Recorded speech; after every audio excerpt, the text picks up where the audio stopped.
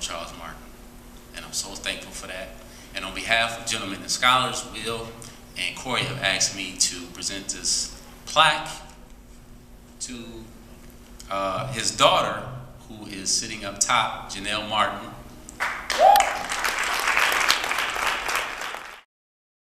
I was an 8th grade student in Chicago public school system before I came down to be a Washington Panther for the rest of my life. But when I was in Chicago, I got nominated to be in the spelling bee, which I did not want to do. So if me and Corey talked to these kids for the last 5 months, we get it. Spelling bees are not typically the coolest thing to be a part of, not basketball, football, sports, or anything of that nature.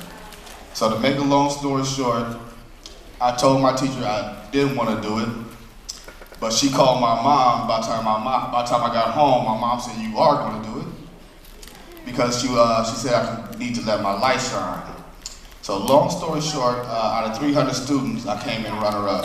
Didn't win, but the experience changed my life. So I'm happy to see this dream come back around. I also have an affinity for spoken word. I consider myself a poet. I love words, I love poetry. So spoken word is a big part of who Gentlemen and Scholars are, and it's a program of what we're going to do, okay? I didn't know I was a poet till my cousin, who I'm about to bring on stage, told me I was a poet. And then when I went to go visit him in Tennessee, his little daughter gave me my own poem book. And then I wrote a poem like 4 o'clock that morning. So the whole poetry thing is very essential in creating journals. Andre Anderson, please come to the stage.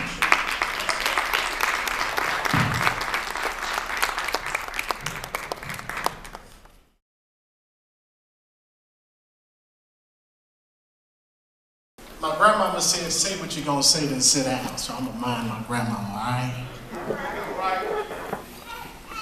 The name of the poem is entitled Gentlemen and Scholars, and it's dedicated to Corey Brazier and William Douglas.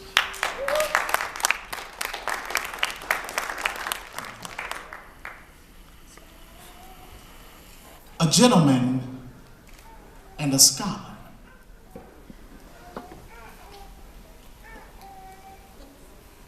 Parenting in the 21st century requires that we operate from an entirely different dimension. Divas don't operate well in this dimension. Because I care, but I don't care that your child made honor roll. I care whether or not you're aware your child is trying and you make an honorable mention. That's a different dimension. It's a dimension characterized by spirituality and practicality. The Spirit took me from South Bend to Nashville. Nashville back to South Bend, simply to say, South Bend, y'all hot, real hot. I can play South Bend, Indiana, juxtaposed to any city in the country. Trust me, when it comes to South Bend, the microphone always gets dropped. For when the world could only see Skylar Diggins, South Bend could see Benny C. and Tony Scott. Sky Diggins' grandfathers, an extension of parents raised off of extension cords, leather belts, and fly swatters. That's the dimension inside of Gentlemen and Scholars. I'm honored to recognize you all as gentlemen, gentlewomen, and scholars. Why? So glad you asked. Because when you go on a college campus, you're going to know how to properly holler. When you see the cute girl, you ain't going to just pop your collar. You ain't going to say nothing flaky like, "Baby, what's happening?" You're going to say something smooth like, "Excuse me, Your Highness. I ain't trying to be rude, but I'm halfway blinded by your flyness." You're a gentleman and scholar. God himself spoke through Dr. Moss. Words have power. Power for the coward to empower himself, herself, to put up spiritual dukes. The South Bend Tribune empowered the entire community when it hired Howard Dukes. 2 minutes and I'm out. 20 years ago, I had a conversation with Mo Scott. Went something like this. Dre, it ain't about where you at or where you from. It's what you doing. Maybe God was really paying attention to what Abraham was doing.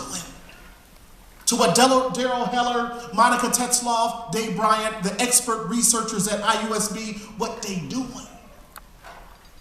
He was paying attention to what W.E.B. Du Bois was doing. Pardon me as I paraphrase Dr. Du Bois. It's a different dimension when dealing with colored folk. Colored folk. God looked at Isaac, saw his grandson Joseph, and put many colors in his coat. I'm talking, but y'all hearing my grandmama, Ralph and Margaret Parker, Sister Eloisha Marie, Pat Magley, Willie Coates. Trina, wife of my best friend Curtis, said Dre is high off life, so I got to share some of this silly smoke. A gentleman and scholar will always uplift you. Ramon Johnson has always spoken the word, Dre, I'ma spit something to uplift you. These judges aren't here to dig in a dictionary to find the word that tricks you. We can see ABC 57, WUBS, WSBT, WNDU putting their hands on their hips and saying, Scripps who? Can you repeat it? Scripps. Bradycardia. Who? That's the national spelling bee. But South Bend has come together collectively, intelligently, to say we're going to make a whole new dimension called grandfather. That is correct. And they ain't scared of extension cords, leather belts, fly swatters. Matter of fact, they don't even have to use words to get a child's attention. That's that brand new dimension called gentlemen and scholars. All right.